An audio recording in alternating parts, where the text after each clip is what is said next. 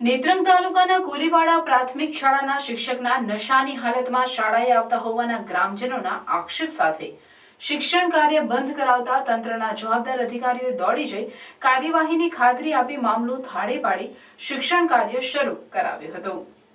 ભરૂચ જિલ્લાના નેત્રંગ તાલુકાના અંતરિયાળ વિસ્તારમાં આવેલ કોલીવાડા ગામે પ્રાથમિક શાળામાં 1 થી 5 ધોરણમાં ફક્ત એક જ શિક્ષક છે, તે પણ પોતાની ફરજ દરમિયાન નશાની હાલતમાં આવતા હોવાના ગ્રામજનોએ આક્ષેપ કર્યા હતા અને વિદ્યાર્થીઓ સાથે ગેરવર્તન કરતા હોવાના આક્ષેપ પણ કરવામાં આવ્યા હતા। ગ્રામજનો દ્વારા આવા શિક્ષકને બરતરફ કરવામાં આવે તેવી માંગ કરવામાં આવી હતી। ત્યારબાદ તાલુકા પંચાયત સભ્ય દિલીપ વસાવાએ કોલીવાડા ખાતે પહોંચી શાળાને તાળાબંધી કરવાની વાત ઉચ્ચારી હતી અને અધિકારીઓ સાથે ટેલિફોનિક વાત કરી ફરિયાદ કરતા નેત્રંગ તાલુકાના શિક્ષણ અધિકારી તેમજ બીઆરસી કોઓર્ડિનેટર શાળા ખાતે દોડી આવી તેઓએ પુનઃ શિક્ષણ કાર્ય શરૂ કરાવ્યું અને જણાવ્યું કે આવા શિક્ષક પર શિક્ષાત્મક કાર્યવાહી કરવામાં આવશે। વધુમાં આ શાળા જર્જરિત હાલતમાં પણ જોવા મળી હતી। ભરૂચ જિલ્લાના નેત્રંગ તાલુકાના કોલીવાડા ગામ જ્યાં 1 થી 5 ધોરણના ઓરડા બનાવી દેવામાં આવ્યા છે અને એમાં એક જ શિક્ષક છે અને એ શિક્ષક પણ કેવી હાલતમાં આવે છે તે આપણે ગ્રામજનોને પૂછીશું કે બેન 1 થી 5 ધોરણનો તમારા ગામમાં શાળા છે, શિક્ષક છે, પણ તમારી સમસ્યા શું છે? અમારી સમસ્યા એ છે કે જે 1 થી 5 ધોરણના માસ્તર છે તે આવતા નહીં અને આવે છે તે ડ્રિંક્સની હાલતમાં આવે છે અને પીધેલી હાલતમાં આવીને છોકરાઓને ધાક ધમકી આપે છે અને માર મારીને ક્લાસમાં પૂરી રાખે છે અને ભણાવતા નથી। તો આપણે સાંભળ્યું કે શિક્ષક આવે છે, ડ્રિંક્સની હાલતમાં આવે, નશાની હાલતમાં આવે છે, માર મારે છે અને ભણાવતા નથી। કેટલાક આગેવાનો છે એમને પૂછવાનું કહે છે, શું કહેશો તમે? અમારે તો કહેવાનો એટલો જ મતલબ છે સાહેબ કે અમને આ શિક્ષક અહીંયા જોતા નથી। અમને કોઈ બી ગમે ત્યાંથી બીજા શિક્ષકની અમારી માંગણી છે, અમને બીજો શિક્ષક જોવે। તમે આ વિશે કોઈ આગળ રજૂઆત કરી છે? હા, 2 વાર કરી છે। અહીંયા તાલુકા પંચાયતમાંથી બી આવેલા સભ્યો ને મામલતદાર શ્રી બી આવેલા, એ લોકો બી લેખિતમાં લઈ ગયા છે અરજી, એ બી 15 મહિના જેવું થઈ ગયું, પછી કોઈ નિરાકરણ? ના, કોઈ નિર્ણય નહીં આવ્યો હજુ। તો આ સમસ્યા સાંભળીને આ વિસ્તારના આગેવાન દિલીપભાઈ છોટુભાઈ વસાવા બી આવી ગયા છે। આપણે એમને પૂછવાનું પડ્યું કે તમે સ્કૂલની વિઝિટ કરી, શું કહો છો તમે? મને કાલે જાણ થઈ એટલે હું તાત્કાલિક અહીંયામાં આવ્યો કોલીવાડા ગામે ને મેં જોયું તો સ્કૂલમાં હજુ બી તાળા છે।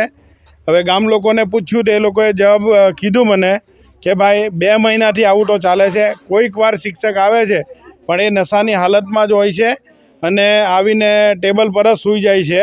ગામ લોકોએ ઘણી વાત પ્રશાસનને બી રજૂઆત કરી અને એમના જે તે ડિપાર્ટમેન્ટને બી રજૂઆત કરી, પણ એ ડિપાર્ટમેન્ટે બી કોઈ દિવસ સાંભળ્યું, રજૂઆતનું કોઈ ધ્યાન આપ્યું નથી। તો મેં આજે જાતે ડીપીઓને અને જાતે વાત કરી તાલુકાના અધિકારીને, તો એમણે મને એવો જવાબ આપ્યો કે મને લેખિતમાં જાણ મળી છે પણ હજુ આનું અમે તપાસ સોંપી છે। મેં એવું એમને રજૂઆત કરી કે ભાઈ આટે 40 છોકરાઓ 1 થી 5 ધોરણમાં ભણે છે, તો આ આદિવાસી બાળાઓ છે, તો એનું ભવિષ્ય આ અમારો આદિવાસી સમાજનો પાયો છે, તો આ જો કાચો રહી જાય તો આમનું ભવિષ્ય શું, અમારા સમાજનું શું? આજે આદિવાસી છે એટલે આ લોકો આવું કરે છે।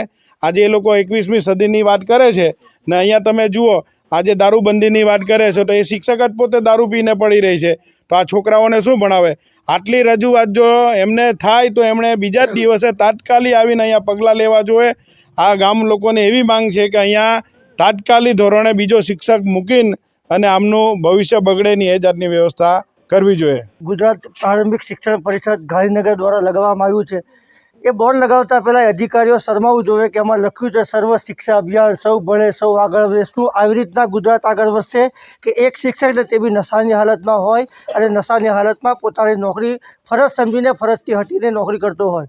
કોલીવાડ પ્રાથમિક શાળા ખાતે દિલીપ વસાવા અને ગ્રામજનોનો હલ્લાબોલ બાદ અધિકારીઓ દોડતા થયા છે અને અધિકારીઓ દ્વારા ગામની શાળાની મુલાકાત લીધી છે। તમે શિક્ષણ અધિકારી છો, તમે કોલીવાડ ગામની શાળાની મુલાકાત લીધી, શું પરિસ્થિતિ, શું કહેશો? અત્રેના મુખ્ય શિક્ષક રમણભાઈ વસાવા શાળા પ્રત્યે અને બાળકો પ્રત્યેની ખૂબ એમની નબળાઈ છે। અગાઉ પણ એમને અનેકવાર સૂચનાઓ આપી છે, અનેકવાર એમને જાણ પર કરવામાં આવી છે, ઓફિસનો પણ સંપર્ક કરીને એમની મુલાકાત લઈને એમને બાળકોના હિતમાં નિર્ણય લેવા માટેની સૂચના આપવામાં આવેલ હોવા છતાં એમણે સુધારવાનો કોઈ પ્રયત્ન ન કર્યો. આ અંગે વારંવાર એમના પરિવારને, ગામ લોકોને તેમજ શાળાની વિઝિટ કરનાર વ્યક્તિઓને પણ આ અંગે જાણ કરેલ છે, છતાં રમણભાઈને સુધારવાનો મોકો આપ્યા છતાં પણ રમણભાઈ સુધર્યા નથી. જે માટે આજરોજ તારીખ 31/12/2024ના રોજ આગેવાન શ્રી દિલીપભાઈ અને એમની સંપૂર્ણ ટીમ અત્રેની શાળાની અંદર ઉપસ્થિત હોય રમણભાઈની આ શાળામાંથી સદંતર બદલી નહીં પરંતુ એમને સસ્પેન્ડ કરવા માટેનો નિર્ણય એમણે લીધેલ છે. અને ગામ લોકોની એવી રજૂઆતને ધ્યાનમાં રાખી અમે આજરોજ 31/12/2024ના રોજ 11:57 કલાકે શાળાના બાળકોને તમામને બોલાવીને શિક્ષણ કાર્ય અમે આજરોજ શરૂ કરેલ છે. અને ગામ લોકોને વિશ્વાસ આપેલ છે કે બાળકોના હિતમાં અમે કામ કરીશું એવી અમે બાળકોને અને વાલીઓને તમામને અમે આજરોજ ખાતરી આપેલ છે. મેડમ, તમે બીઆરસી કોર્ડિનેટર છો, તમે શું કહેશો? આ શાળાની અગાઉ 29/11 મેં પણ મુલાકાત કરી હતી અને શાળાની પરિસ્થિતિ જોઈ હતી અને ગ્રામજનોએ જે રજૂઆત કરી હતી એ રજૂઆતના આધારે માનનીય જિલ્લા પ્રાથમિક શિક્ષણાધિકારીશ્રીને મેં આખો રિપોર્ટ મોકલ્યો હતો. અને ત્યારબાદ જિલ્લા પ્રાથમિક શિક્ષણાધિકારી સાહેબશ્રી દ્વારા પણ એક અધિકારીની નિમણૂક કરીને આ તપાસની કામગીરી સોંપવામાં આવેલ હતી. અત્યારે શું નિર્ણય લેવામાં આવ્યો છે શિક્ષકના વિરુદ્ધમાં? શિક્ષકને આ શાળાની અંદર ક્યારેય પણ ન આવવા દેવું અને આ શાળાની અંદરથી એમને સસ્પેન્ડ કર્યું કે બદલી કરાવી માનનીય જિલ્લા પ્રાથમિક શિક્ષણાધિકારી સાહેબનો રિપોર્ટ તાત્કાલિક આવે એટલે બાકીનો અમે નિર્ણય લઈ લઈશું. અને જ્યાં સુધી નિર્ણય ના આવે ત્યાં સુધી અમે આ શાળામાં હાજર રહીશું અને બાળકો સાથે શિક્ષણ કાર્ય પણ અમે જાતે કરીશું.